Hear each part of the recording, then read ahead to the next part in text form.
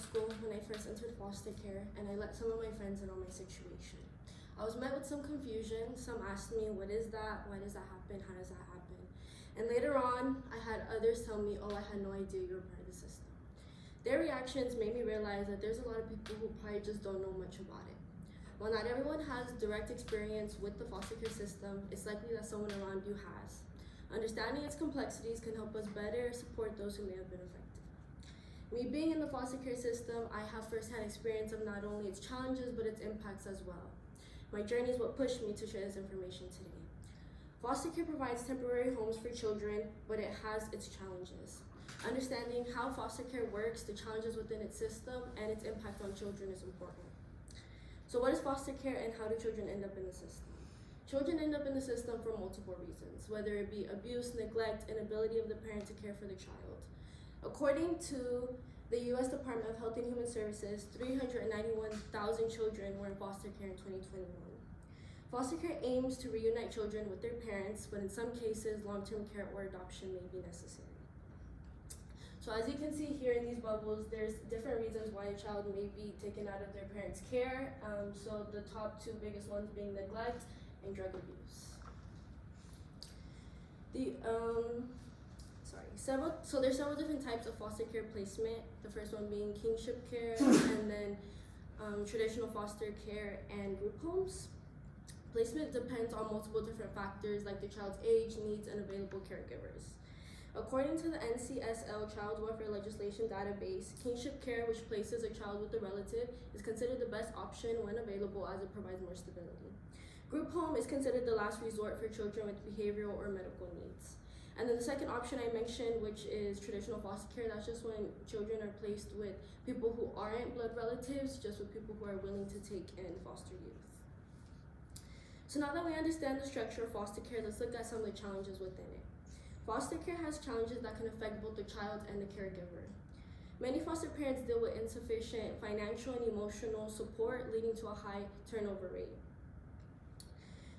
A high turnover rate can lead to instability for a child. And so the National Foster Care Association reports that 30 to 50% of foster parents quit within their first year due to lack of resources. Many children in foster care experience frequent moves. Instability can affect a child's education and mental health. According to Casey.com, studies show that foster care kids are twice as likely to change schools than their peers, this affecting academic success. Frequent moves can also lead to attachment and long-term emotional trauma. So here you can see, we'll look at 2021, the most recent, at least 35% of foster youth were changed at least twice within 1 year. So this is data for 1 year. 35% of foster youth had at least 2 placements or more. Experiences of foster youth shape their future. Children who age out often face difficulties in higher education and are less likely to graduate college compared to the general population. According to the National Foster Youth Institute, only 3% of foster youth earn a college degree. Many struggle with financial and emotional barriers. Aging out without support increases the risk of homelessness. Former foster youth have higher rates of PTSD, depression, and substance abuse. According to childwelfare.gov, research shows about 20% of youth who age out of foster care become homeless immediately.